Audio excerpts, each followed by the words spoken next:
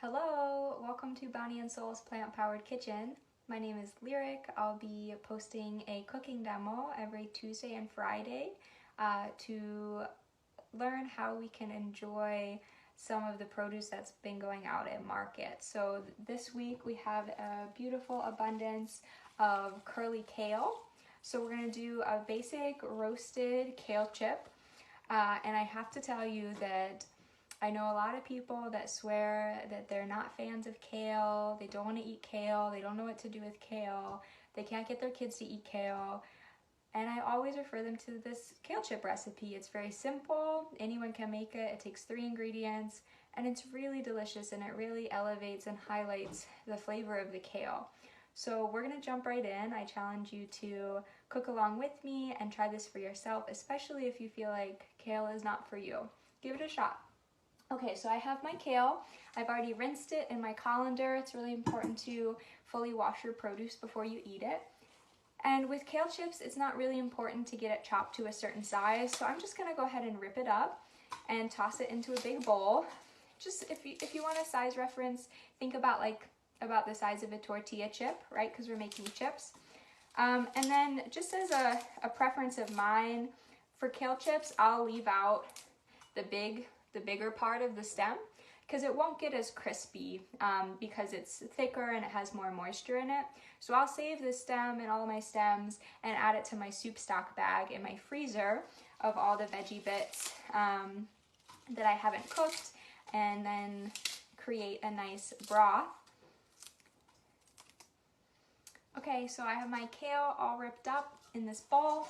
I'm not going to make very much because this is just for me, but you can find the full recipe linked to this video for the exact proportions of kale. And we're going to add olive oil. I'm just going to add a bit of a drizzle here. And we're going to add some sea salt. And that's it. Those are all the ingredients. If you want to get a little fancier, you could add, if you're feeling spicy, a little bit of paprika or cayenne. I've also provided an optional vegan cheese sauce that you could toss the kale in before you bake it, and all those instructions are in the recipe. But for right now, I'm just going to stick with olive oil and sea salt. So now that I have all of that in my bowl, what I'm going to want to do is massage the kale. So that's exactly what it sounds like. I'm just sticking my hands in and just kind of smushing the kale all together. There's no perfect method to it. Just kind of see what works for you. And this is a really important step. Don't skip this step. And the reason it's so important is it allows the salt and the oil to really soften up the kale, soften up those fibers. And the salt, once you kind of allow it to penetrate into the kale, is really going to highlight the natural sweetness of the kale. So for folks that feel like kale is too bitter, I think you'll find this recipe that it doesn't taste bitter at all. This is a great thing to get kids involved in the kitchen as well, because it's a really funny, kind of odd texture to be massaging the kale, and I know that kids really love that. So now I have my kale nice and massaged. I can tell it's done because it's much darker in color. So here's a piece of the massaged kale. It's much darker than a piece of raw kale.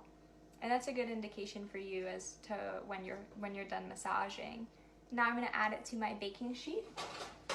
You want to use a baking pan that's flat, not a pan that has sides, because the sides can trap some moisture and make it more difficult for the kale to crisp up.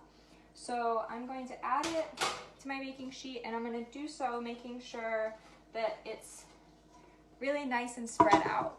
If I have a big pile of kale all on top of each other, it's not going to get crispy because this pile is going to trap moisture inside of it. So I want to make sure it's nice and spread out, and all of the leaves have space for the heat to freely move around them so that they can get that nice crispy edge that I'm going for. And that's it. That's all the prep work. Kale, salt, and olive oil. Now I'm going to put it into my oven, which I've preheated to 300 degrees. And I'll check on it every few minutes, maybe give it a stir to move the kale around and get more airflow going. And I'll see you in 20 to 30 minutes.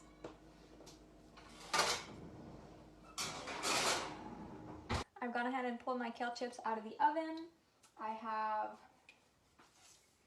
You can see they shrunk down a lot, but you can tell they're dark in color and you can hear them, how crispy they are. Let's give it a shot. It's really good. It has a light flavor, there's a really good texture, a little bit of salt, and none of the bitterness that some people tend to be afraid of with kale. So I knew they were done because I shook them around and I could hear how crispy they were. And they're dark, but they're not black. They're not burnt. And so that's the sweet spot you're looking for. It took about 20 minutes in my oven at 300 degrees. And I hope you enjoy this recipe. Feel free to send me an email with questions, or if you do make it, I'd love to see some photos. See you Friday.